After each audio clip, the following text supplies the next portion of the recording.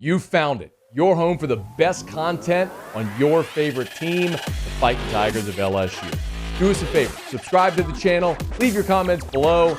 Be sure to smash that like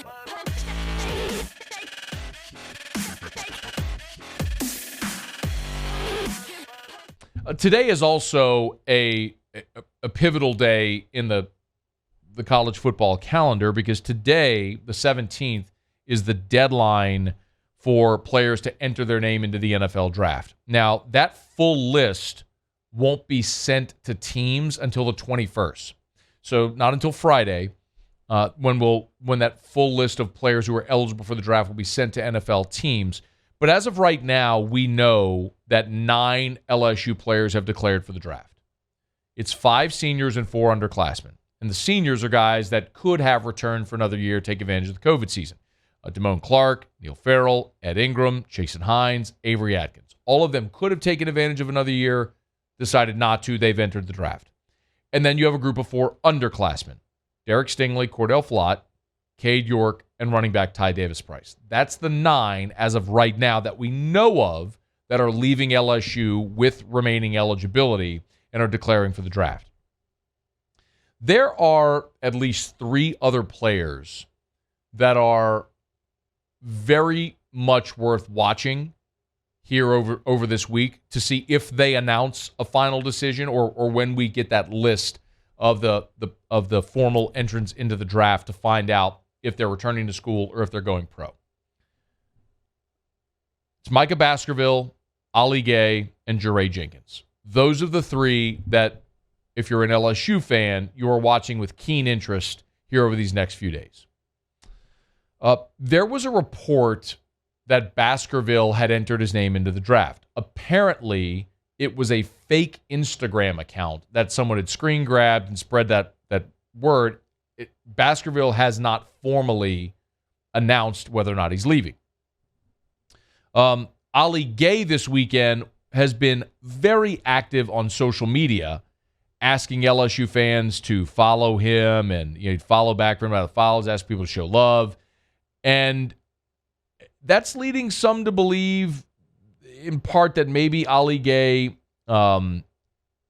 is returning to LSU. Again, nothing official from Ali Gaye, nothing official from LSU about his decision, and nothing from any reputable news organization, but that's one worth watching. And then Jaray Jenkins is another that we've widely just assumed will be back for a senior season, but has a decision to make. If you ask me of those 3 who is the most important, I might surprise you, but I would say Micah Baskerville. Now, I think Ali Gaye is at such a position of need. The 2 highest paid positions in the NFL on the defensive side of the ball are edge rusher and cornerback. And it makes the most sense. NFL or football is a game ruled by quarterback play. So if you're a quarterback, or you're the left tackle who protects the quarterback, or you're the edge rusher who affects the quarterback, or the cornerback who defends against the quarterback's passes, those are the highest paid positions in the league. It makes sense. But I would tell you, and so Ali Gaye plays at a premium position. And in 2020, y'all, he was a monster. Remember, he exploded on the scene that first game against Mississippi State. Ryan Clark sat in the studio that next Thursday and joked, man, he should have just walked off the field right there, hit the showers, and gone into the NFL draft. Because physically, you look at Ali Gaye, and he is your prototype. I mean, he is central casting defensive end for the NFL. Freak show, long arms, can rush the passer, can play against the run, can deflect passes. He has been just awesome. Played in all 10 games during the COVID season, 9.5 tackles for loss, a couple of sacks that year. When he was good, he was awesome. Decided to come back this year, played just 4 games, got injured, had only 19 tackles, 2.5 sacks before suffering that season-ending injury, so we didn't really get to see Ali Gaye this season. I would love to see Ali Gaye back for another year because you are thin at defensive end, at least as far as proven defensive ends, but you've got B.J. Ojulari back as a junior who's likely going to start on one side. That goes without saying.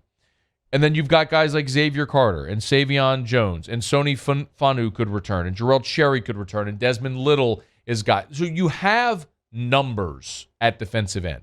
You could even kick Mason Smith out to play end because if you fortify your numbers at defensive tackle with Joe Evans coming back and you got Jaquelin Roy, Jacobin Guillory. I think everyone understands that right now. So, yes, Ali Gaye, premium position, would be incredible to have him back on this defense, no doubt.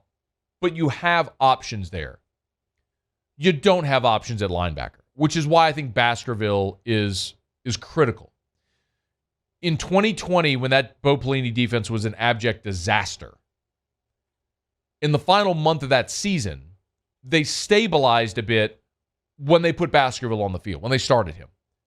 This year, starting next to Damone Clark, he was your second leading tackler with 85. Baskerville was this season. 12 games, 83 tackles, 9 for loss, couple of sacks, 4 passes defensed, had an interception. He was awesome. And with Damone Clark leaving for the draft, Baskerville could be the guy that takes that next step, becomes a 120 tackle guy, the heart and soul of the defense in the middle, making all the plays, running sideline to sideline. He could be that guy, and most importantly, you need that guy because you don't have numbers at linebacker. I mean, you are so thin right there. You know, West Weeks coming in from Virginia is critical because that's a guy who's played major college football. Boom, and he can get on the field game 1 against Florida State and give you key snaps. He can even start. Everyone else are all guys you're hoping develop. I mean, Greg Penn would be the next most experienced guy. But if it's Antoine Sampa or Josh White, these are guys that haven't played a lot of football for you. So if you have Baskerville back, it allows you to develop a rotation with the younger guys instead of asking them to start right away next season.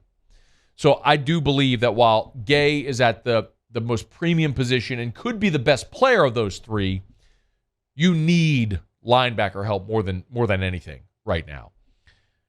And then Jaray Jenkins, how impressive of a year he had to finally find a way to stand out with all of the talent at that position. You know, Kayshawn, you've got 6, if you include Jaray Jenkins, you've got 6 scholarship receivers. You got Kayshawn Butte, Jaray Jenkins, and you return Jack Besh, Malik Neighbors, Brian Thomas, Chris Hilton. That's your 6. You sign Landon Ibieta in this class. That makes 7. And you most certainly will add more receivers into that room. I mean, you've just seen how fragile it can be. You know, and Mike Denbrock, as he's run his offense, we saw, I mean, when you have 6, 7 receivers with double-digit receptions, or 7 pass catchers, 5 receivers, you're gonna target a lot of guys, and you never know what could happen with injuries or defections, however it may go. So yes, you need bodies there. And Jaray Jenkins, I would classify as a luxury if you were able to get him back. Necessity would be Baskerville. Maybe biggest impact player would be Ali Gaye. Luxury would be Jaray Jenkins if he returns. Ideally, you'd get them all back because the more of a consistency, the more of a veteran presence you may have on this team, it's going to ease the transition here in year 1 with Brian Kelly. So today is the deadline for players to enter their name into the draft or decide if they're returning to school. The full list will be distributed on Friday. We'll wait on word from those players on what their decisions might be. Hey, thanks so much for watching. Please leave your comments. I love to interact. And be sure to hit the red subscribe button below.